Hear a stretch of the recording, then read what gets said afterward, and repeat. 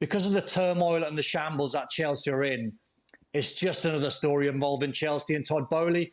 It sort of doesn't bother me.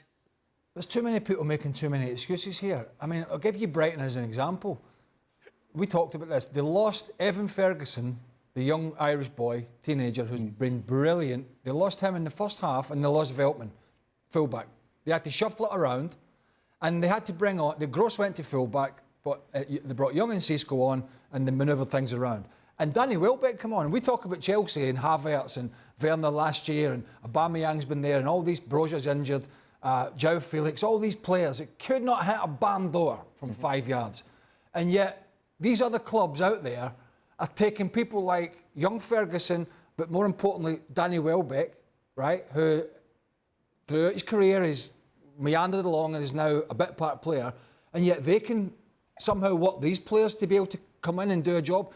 Welbeck scored at the weekend. It's not the first time he scored at Tottenham as well. And yet all these superstars at Chelsea, and they can't make it work. But then Brighton's got a plan, and Brighton knows what they're doing, and they've got it all set out. And I was asking Gab about these three guys that have been bringing all these players in. And the reason I was asking them more than anything was because anybody who's actually been involved in football knows that when you bring in 26 new players straight off the bat, it's never going to work. It doesn't. You don't need to have a magic wand or a crystal ball to figure it out.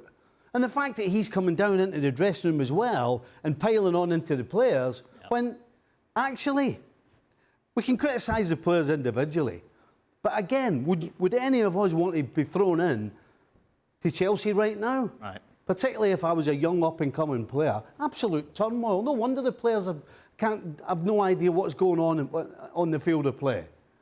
But yet, this numpty thinks he can come down and give him a piece of his mind. For what? I think the strangest story come out of Chelsea, I thought, over the last week and a half, was Chelsea giving Enzo Fernandez another year on his 8-year deal. They bumped it up to 9. Wow. What? It's unbelievable.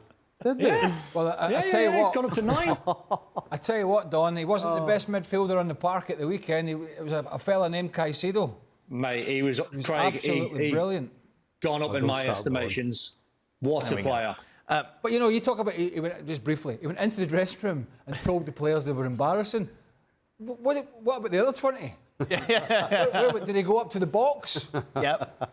All around. The sponsors' box, the lounge. Did he bowl in there with their families and tell the rest of them that weren't playing? They were all embarrassing. All the ones that he signed and are injured and are long-term contracts. Yeah. Oh, my God, honestly.